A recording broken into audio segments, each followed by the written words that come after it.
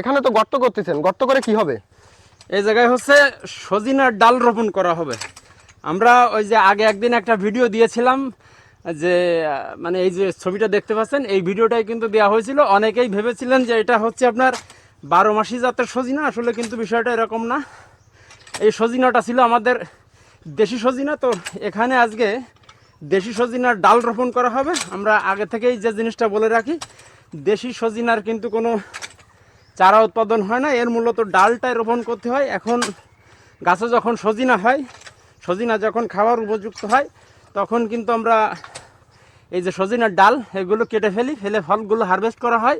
করার পর এই যে ডাল দেখতে পাচ্ছেন, এই ডালটাই কিন্তু রোপণ করা হবে। এই যে দেখতে পাচ্ছেন আমরা এখানে মাটি খুঁড়তেছি। ডাল তো রোপণ করবেন, কতটুকু মাটি খুঁড়বেন? বেশি না, এই যে দেখতে পাচ্ছেন এখানে মোটামুটি 1 ফিট পরিমাণ, মানে ডালটা যেহেতু বেশ বড় সড়ো টাইপের, এক্ষেত্রে যদি একটু বেশি খনন করা না হয় তাহলে ঝড়ে কিংবা বৃষ্টিতে এটা আঁকা বাঁকা হয়ে যেতে পারে। এই জন্য এই যে দেখতে পাচ্ছেন এটা কিন্তু একটা সজিনার ডাল, অবশ্যই কিন্তু এটা দেশির ডাল। আমাদের মাটি খননও কিন্তু শেষ। খনন করার পর এখানে এই যে আমরা দিয়ে দেব। আর উপরে এই যে দেখতে পাচ্ছেন এটা কিন্তু আরও উঁচু ছিল, সেই উঁচু জায়গাটা আমরা সুন্দর করে কেটে দিয়েছি। দিয়ে এই যে আমরা এই যে এখানে দিয়ে দিলাম। সজিনা সাধারণত প্লেন জমির থেকে রাস্তার পাশে কিংবা যে কোনো পুকুরের সাইডে কিন্তু ভালো হয়। এই জন্য আমরা এখানে দেখতে পাচ্ছেন আমাদের একটা পুকুর পাড়েই কিন্তু এটা আমরা রোপণ করতেছি। তো এখানে এই যে আমাদের মাটি খনন করা শেষ হয়ে গেল। এবার আমাদের এই যে মাটিটা আছে এইটা আমাদের দিয়ে দিতে হবে। এই যে দেখতে পাচ্ছেন এখানে কিন্তু আমার এই যে খোঁড়া মাটিটা ছিল এটা দিয়ে দিতে হবে। আর এখানে কিন্তু কোনো সার মাটি ঠাটি কিচ্ছু দেওয়া যাবে না। এই যে মাটি আছে এই মাটিটাই জাস্ট আমরা এখানে এভাবে দিয়ে দেবো। এই যে দেখতে পাচ্ছেন দিয়ে দিলাম। যেহেতু শাবল হলে খুব ভালো হতো, এই মাটি দিতে হবে। আর এরকম কিন্তু আমাদের শক্ত করে দিতে হবে। শক্ত করে দেওয়ার উদ্দেশ্য হচ্ছে যদি এই জায়গাটা নরম থাকে তাহলে এই ডাল পড়ে যাওয়ার সম্ভাবনা আছে। এই জন্য আমরা সুন্দর করে শক্ত করে দেব। শক্ত করে দেবো, ঠিক আছে।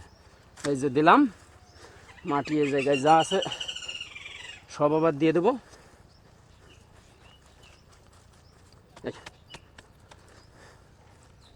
রোপণ করা কিন্তু আমাদের শেষ হয়ে গেল। এবার আমাদের যেটা মাথায় রাখতে হবে, এখানে কিন্তু আপনার 1 ফোঁটাও কিন্তু পানি দেবো না। যদি সজিনা গাছের গোড়ায় পানি দেওয়া হয় পচন লাগতে পারে। সজিনা গাছ রোপণ শেষ। এখন আমরা এই যে সজিনার ডাল এর মাথার উপরে গোবরটা দিয়ে দেবো। দেওয়া এটা দিয়ে দাও। আমরা গোবর কেন দিচ্ছি? গোবর দেওয়ার উদ্দেশ্য হচ্ছে যদি অতিরিক্ত পরিমাণ খরা পড়ে তাহলে হচ্ছে এই ডালটা শুকিয়ে যায় না। আর যদি আপনার অতিরিক্ত বৃষ্টি হয় সেজন্য আমরা কিন্তু পলিথিনটা দিয়ে দিচ্ছি। এই যে দেখতে পাচ্ছেন পলিথিনটা দিয়ে দিলাম। এখানে কিন্তু একটা বাঁধন দিয়ে দিতে হবে, তা নাহলে কিন্তু আপনার নষ্ট হয়ে যাবে। এই যে আমরা ইলাস্টিক দিয়ে সুন্দর করে কিন্তু বেঁধে দিলাম।